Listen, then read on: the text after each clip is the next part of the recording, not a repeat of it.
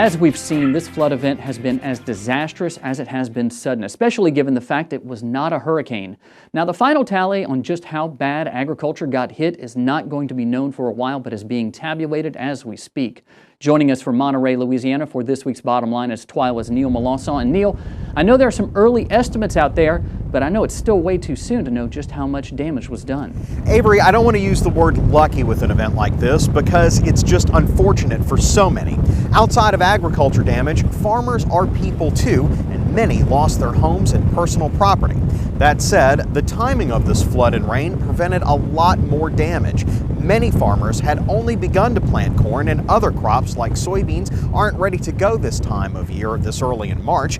Farmers had some flexibility and held off planting when they knew the storm was coming. Still, many corn acres were already in the ground. Initial estimates from the LSU Ag Center put the overall damage at $5 million, and according to economist Dr. Kurt Guidry, corn will account for half that total. Based on some very, very preliminary numbers, we could have as many as about 30,000 acres of corn already planted by the time the storms came. Certainly not all of those acres are going to have the full impact of the flooding and the weather events.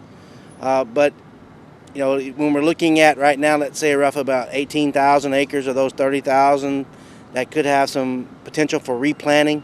So you're looking at well over $2.5 million for those 18,000 acres that would have to go back in and replant. The bottom line is simply that until these floodwaters recede, we're just not going to know how much damage has been done. We do know that there's little damages done to farmers, even if they don't face the severe ramifications that they faced last year. Corn being replanted, cattle being evacuated and then having to be rounded up, fences that are down, fields that have to be pumped. All of these are expenditures that farmers are going to have to face. Now, all show long, you've heard this lapping sound like waves. Well, it is waves. It's just not on a lake. This is Landon White's field, and I know the sun is not really in the right place for it, but these are the remnants of the storm, the wind driving the water up even 6 to 8 inches, as little as that is. It's been driven by this wind and it's covering these fields as far as the eye can see. And it's as far as we can see that this water will stay on these fields for the time being, and that's adding to the time delayed for planting as well as expenditures if they have to pump all of this water. And Kristen, one big difference we see from this year versus last, even if the damage is not as severe, the prices for these commodities are nowhere near as good. That's true, and it sounds like it's creating the perfect storm for a bad year for farmers. We're hoping that that's not the case, but if you look at the forecast for the next 12 to 15 days, we have 2 days of sun and the rest has rain in it. So if these fields, the water doesn't, if it never leaves, they never get planted. Exactly, and that's the window for planting corn is closing quickly, and so soybeans are coming up. That's very, very true. Neil Melancon, thanks. Well, back to you in the studio, Avery. This is a story that is not going to end today or here. This is one that we're going to be covering for the next few weeks. Sadly, we will. Thank you, Kristen and Neil, for your reports.